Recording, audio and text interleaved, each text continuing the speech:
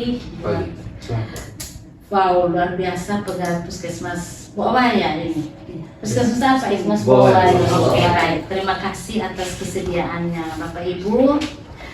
Saya sekali lagi perkenalkan diri ya. Saya Frida Daeni sebagai tim surveyor dari LPA Lamfi ya. Baik, Bapak Ibu mereka ini di bagian manajemen ya. Iya. Baik. Jadi nanti kita jangan terlalu tegang, biasa-biasa saja ya, santai saja karena kami bukan, saya dengan kehadiran kami di sini bukan berarti bahwa kami mau menguji Bapak Ibu mereka, tidak, tapi kita berkata sesuai dengan pekerjaan atau pelaksanaan yang dibuat oleh Bapak Ibu mereka. Baik, yang pertama mungkin kita melihat per masing-masing bab, per masing-masing standar ya, dan per masing-masing kriteria ya. Dan pasti adanya kita akan melihat dokumen ya, terus melihat regulasi yang ada yang sudah dibuat oleh Bapak Ibu mereka, dan nanti ada hal-hal yang harus perlu kami wawancara ya Bapak Ibu. Yang pertama kita mulai ya, sehat semuanya? Sehat. Oke. Baik, yang pertama mungkin saya hanya ingin mengetahui di Puskesmas Bowaya ini apakah ada visi, misi, atau tujuan dan tata nilai? Ada. Baik, saya minta ya dokumennya.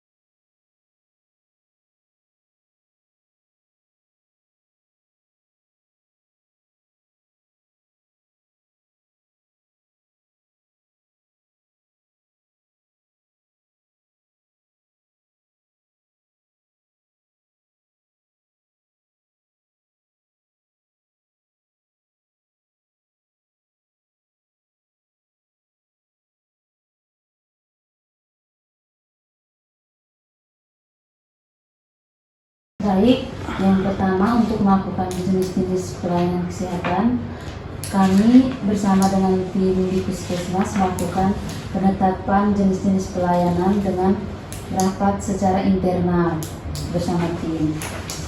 Setelah itu, jika sudah ada jenis-jenis pelayanannya, maka kami melakukan sosialisasi kepada pasien saat jam pelayanan di Puskesmas bersama dengan tim dari ini ya dokumentasinya. Ya, baik. Lanjut. Dan setelah itu kami membuat banner atau dengan name box di Oke, baik. Terima kasih ya Ibu Meltin. Terkait prosesnya mungkin harus diperbaharui terus ya, disampaikan berulang sehingga masyarakat bisa mengetahui jenis pelayanan apa saja yang dilayani di Puskesmas Bowaya. Oke, baik. Yang berikut, apakah ada renstra yang dibuat? Ada Ibu. Oh, ya. Ini.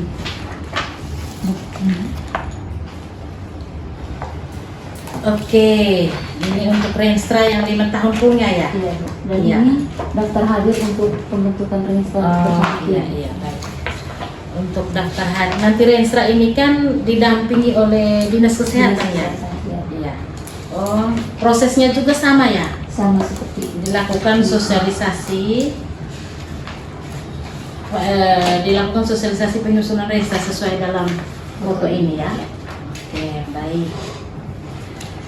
Selanjutnya, tidak apa-apa ya kita lanjut ya.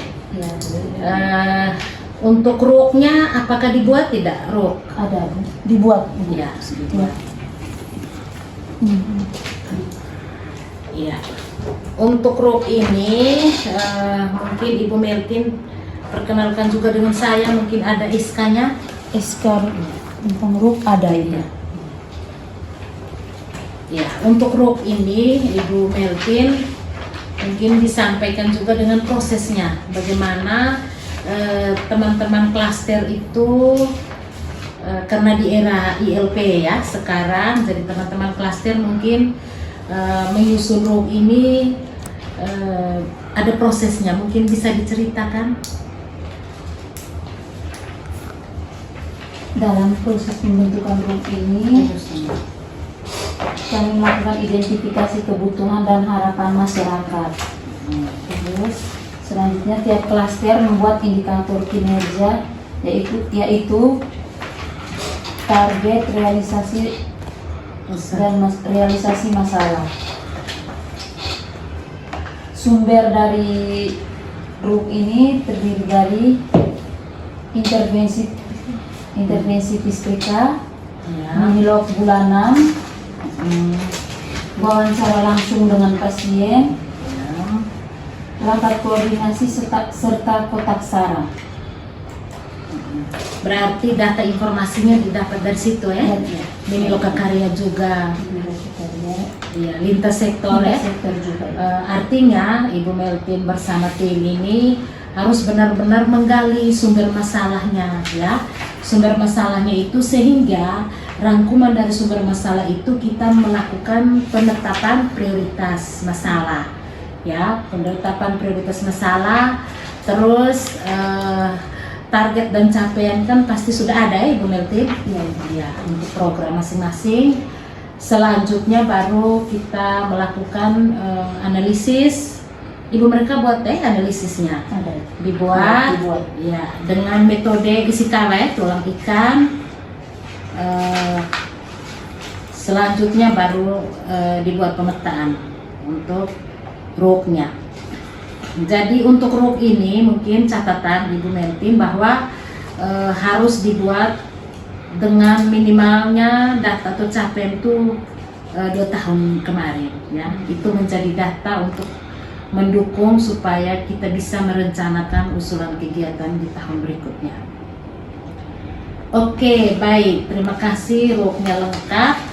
Selanjutnya apakah ada dibuatkan RPK? Ada Ibu. Oh, RPK-nya ada. Ini contoh. Iya, baik. Ya, untuk RPK ini kan dibuat oleh siapa ini? Per masing-masing program. Oke, lengkap ya. Nah, untuk RPK ini harus disimpan, dibuat dan disimpan di admin ya, dengan di masing-masing klaster, sehingga dari dasar ini teman-teman bisa bekerja. Untuk RPK ini ada bulanan dan tahunan ya. Iya. Oke, selanjutnya untuk RPK bulanan ini Ibu Melvin menerima, Ibu Melvin dari manajemen ya. Ini menerima itu di store dari awal tahun atau akhir bulan?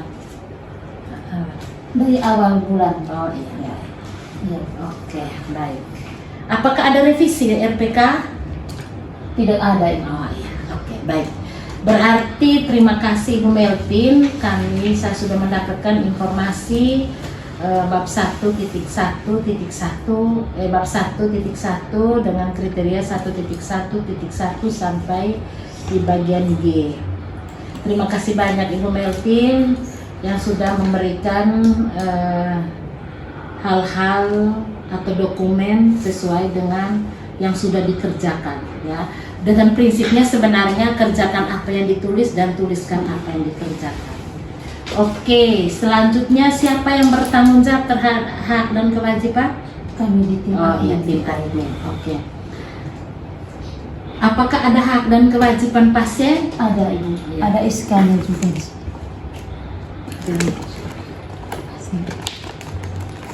Ini SK dan Oh iya, lengkap ya. Untuk hak dan kewajiban juga lengkap. Ada regulasinya. Bagaimana prosesnya untuk masyarakat tahu, petugas kesehatan tahu, masyarakat juga tahu untuk hak dan kewajiban pasien. Prosesnya dilakukan sosialisasi dan pembuatan banner tentang hak dan kewajiban pasien. Ya. Bersama buktinya ada di situ semua. Iya, baik. Ini lengkap ya.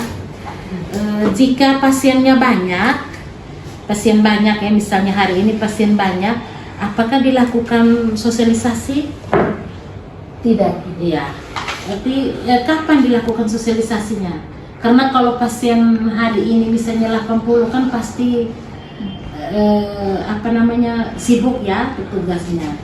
Tapi sebenarnya itu pas untuk kita sosialisasi ya. Itu menjadi catatan. Oke, tindak lanjutnya tetap bannernya ada, ini ada foto-fotonya bagus.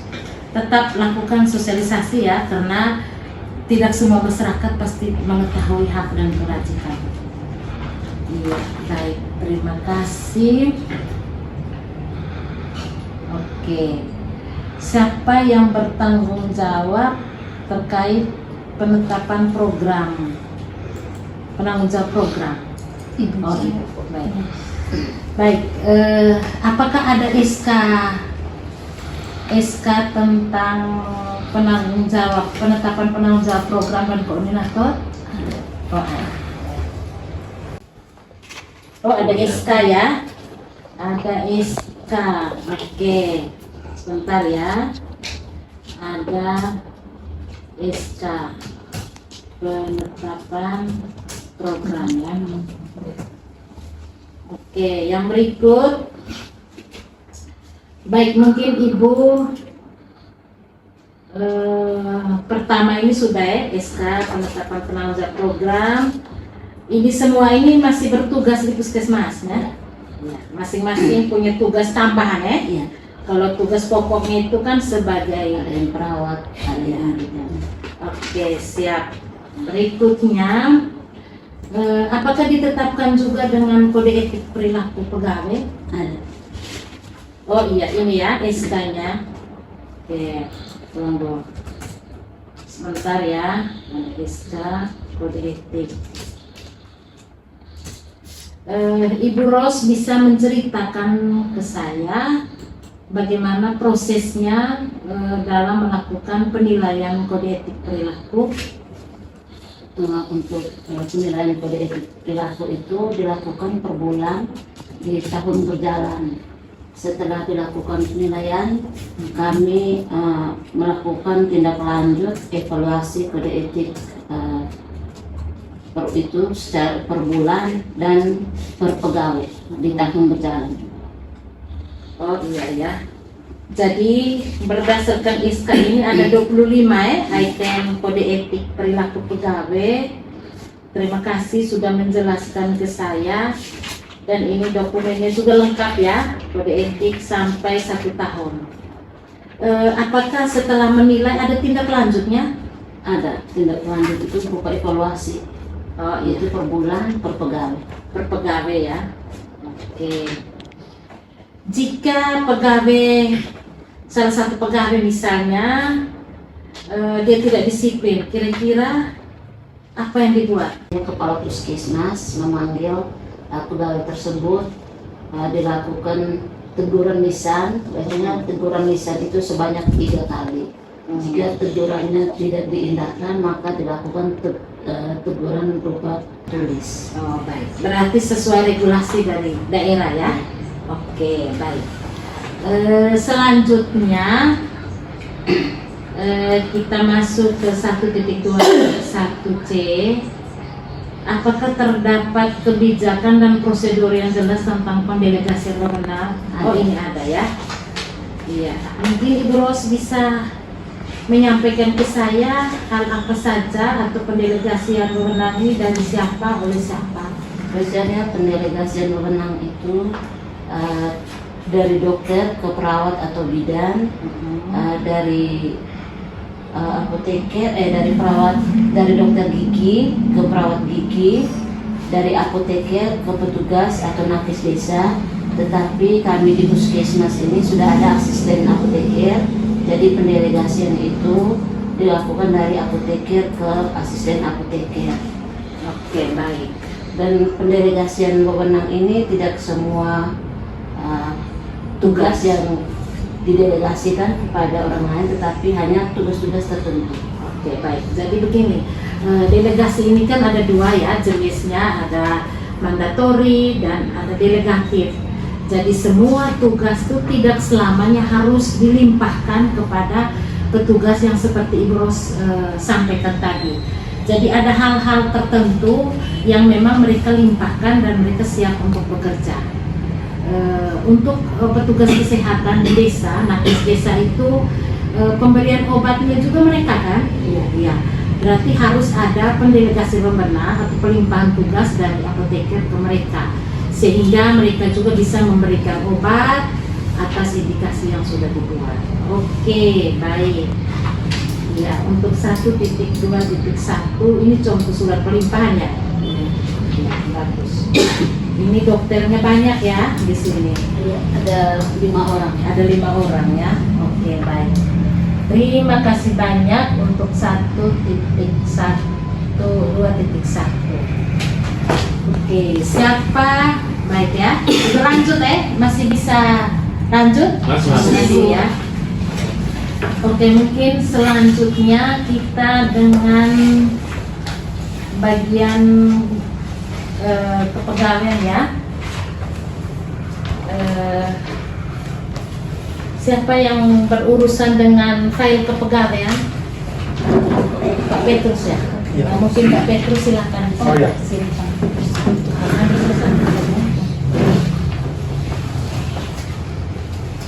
Iya. Baik Pak Petrus. Apakah ada regulasi yang terkait dengan pendokumentasian atau file kepegawaian? Iya. Ada. Di file.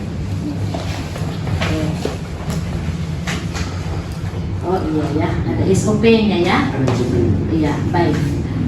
Kira-kira mungkin Pak Petrus sampaikan file kepegawaian ini tersedia dokumen apa saja? Baik, Ibu. Jadi file-file yang didokumentasikan oleh kita itu dari setiap pegawai diwajibkan untuk mengumpulkan berkas mereka dari ijazah, Ijazah, SDRT mereka, Ya. SIP, DNH, Ya, didokumentasikan di kami, terus disimpan di dokumen kita. Ya, kita baru disimpan di ruang tata usaha dan ruang masing-masing. Berarti ada SIP, ada STR, Ya, semua STR. dokumen ya? Semua dokumen. Oke, jadi semua dokumen itu diisi dalam file kepegawaian. Benar. Ya. File kepegawaian ini hanya ada satu di tata usaha atau ada berapa? Ada 2. Iya, Iya. 2 kita besar dan 2 2 masing-masing. Iya, betul ya. Oke, untuk file kepegawaian, oke. Terus kapan bisa dievaluasi? Jadi untuk evaluasi itu kita tiap hari, jadi ada pegawai yang ada pembaruan dokumennya itu nanti kami minta untuk diarsipkan di dokumen kita masing-masing. Oh baik, berarti sudah sesuai SOP ya? Sudah sesuai. Ya, jadi jangan sampai ada yang tertunda, sehingga kalau ada penginputan kepegawaian itu kan pasti lengkap ya. Baik. Sekarang inputnya di satu sehat ya? Iya, bisa Oh, disampaikan. baik. Ya. Baik, terima kasih. Terima kasih. Oke, terus siapa yang bertanggung jawab terhadap program K3? Oh, itu Pak Pol. Pak Pol. Oke, mari. Saya sendiri. Iya, silakan. Nama om siapa ini? Baik, ibu saya Pak Polmido ya. Biasa dipanggil di sini Polmido. Iya ya. Baik, nanti saya tanya sedikit ya. Boleh. Terkait dengan program K3 ini, Polmido bertugas sebagai apa di puskesmas? Baik ibu, kalau saya di sini sebagai penanggung jawab dan pelaksana program K3 di puskesmas. Oh, penanggung jawab ya. Oke, sebagai penanggung jawab program K3. Pak Polmido mungkin bisa menceritakan ke saya bagaimana proses kerjanya program K3 ini, tim K3 ya? Kamu tim ya? Iya, Cik. Mana saya bisa lihat dokumennya? Oke. Baik. Ini tim, ada tim. Mungkin Bapak Pol bisa jelaskan ke saya prosesnya seperti apa? Baik ibu. dalam tim kami membuat jadwal Oh, iya. untuk pelaksanaan K3 di Puskesmas. Mhm. Adapun beberapa kegiatan pokoknya. Yang pertama itu pengenalan potensi bahaya dan pengendalian risikonya. Itu adalah salah satu kegiatan Ini ya. salah satu kegiatan. Salah satu kegiatan itu saya lihat ini banyak sekali ya Ya, kegiatan. Mungkin diceritakan salah satunya ini adalah pengendalian potensi bahaya dan pengendalian risiko. Itu kegiatan apa saja? Kegiatannya kami melakukan identifikasi potensi bahaya dan risiko di setiap ruangan fasilitas. Terus pelaksananya tetap tim ya. Ya. Dijadwalkan dalam 1 tahun tuh mulai penjadwalan tuh bulan berapa? Baik Ibu, untuk penjadwalan pelaksanaan program K3 ini dilakukan dari awal tahun, dari bulan Januari, dan dilakukan setiap bulan. Oke, baik. Berarti tetap terstruktur ya setiap betul. bulan. Setiap bulan. Itu salah satu contoh ya. Ya, betul. Saya lihat di sini banyak sekali. Jadi jadwalnya itu harus disesuaikan dengan jadwal kegiatan yang sudah dibuat ini. Baik. Oke, baik. Yang berikut, mungkin Om Pol menceritakan lagi kepada saya apa saja yang, apakah ada dilakukan pemeriksaan kesehatan? Kalau untuk pemeriksaan kesehatan diadakan ada 2 kegiatan dilakukan. Yang pertama untuk pemeriksaan kesehatan secara berkala, yaitu ini tes kebugaran. Oh, Untuk- tes kebugaran. Oke. Yang kedua itu melakukan program imunisasi pada pegawai paskes yang berisiko. Iya, baik. Berarti tes kebugaran ini pasti direncanakan dalam rencana usulan kegiatan ya? Iya, Didanai, ada dapat dana? ada ya. Oh, begitu. Artinya berarti sudah direncanakan pemeriksaan kesehatan secara berkala ini.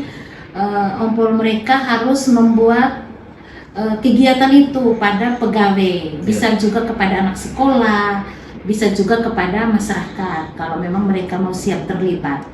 Itu sudah direncanakan ya.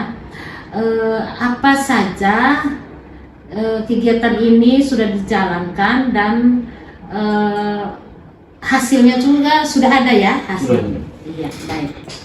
Terus untuk tadi disampaikan dengan pelayanan imunisasi Iya. atau vaksin. Kira-kira sudah ada yang sudah dilaksanakan pelayanan vaksin ini? Untuk pelayanan vaksin sudah pernah dilakukan di tahun 2024 itu. Oh Untuk iya. Vaksin hepatitis. Iya, Itu. seperti vaksin hepatitis ya untuk pencegahan hepatitis itu pada semua pegawai. Khusus untuk dokter, perawat, dan bidan. Berarti masih disesuaikan dengan anggaran dan ketersediaan Betul. vaksin ya Ya. dari Dinas Kesehatan. Oke, baik. Terima kasih banyak. Selanjutnya mungkin Bapak Pol, ini yang item terakhir ya. Terkait Pak kan sebagai penanggung jawab K3. Apakah terdapat pegawai yang terpapar penyakit infeksi atau cedera akibat kerja? Kalau terjadi ya. Iya. Kalau tidak, Kalau mungkin untuk ada. penyakit akibat infeksi dari itu belum ada tuh. Cuma kalau untuk kasus yang tertusuk Jarum. jarum itu sudah pernah. Sudah pernah ya. Dan itu sudah ditangani. Oh iya, itu ditindaklanjuti. Iya, betul. Siapa yang melakukan konselingnya? Di sini karena di sini di puskesmas jadi kami ke dokter. Oh iya, Pemeriksaan berarti dokter terus oke. sesuai arahan dokter. Berarti pelayanan ya. Iya, betul. Pelayanannya oleh dokter dilanjutkan dengan konseling ya. Iya. Tindak lanjutnya. Oke, ini juga saya lihat bahwa dokumennya juga lengkap sekali, yaitu ada tindak lanjut pasien atau petugas yang terkena cedera akibat kerja. Itu sudah bagus dan memang ini tim harus berjalan secara kontinu ya, berkesinambungan sehingga tidak terjadi hal yang tidak kita inginkan ya. Oke, baik Bapak Polmido, terima kasih banyak ya Baik Ibu, ini ruang administrasi kepegawaian. Terkait saya sampaikan terkait bukti kepegawaian. Baik Ibu, sebagai bukti file kepegawaian, ini dari kami punya ada 225 file kepegawaian. Semua diarsipkan di sini di dokumen keeper, bisa dilihat Ibu. Saya bisa lihat Ya, ya. semua dokumen kepegawaian disimpan di sini.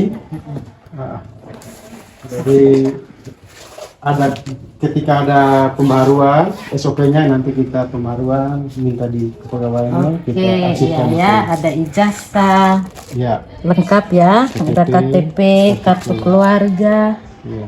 transkrip. Wih, Nah. lengkap sekali Iya. ya. Ada SIP, Ya, Bu. ada STR STR, ya. Ya, jadi kalau ada SK pangkat terakhir lagi dan dokumen penting lainnya harus sampaikan Iya. kepada pegawai semua untuk mengisi di file kepegawaian berikut. Dan jangan lupa fotokopi, harus satunya di admin, satunya di ruangan Ya, Bapak di Ibu ruang mereka. masing-masing. Ya, Bu. Oke, baik. Terima kasih banyak Terima kasih ya. banyak, Ibu. Oke.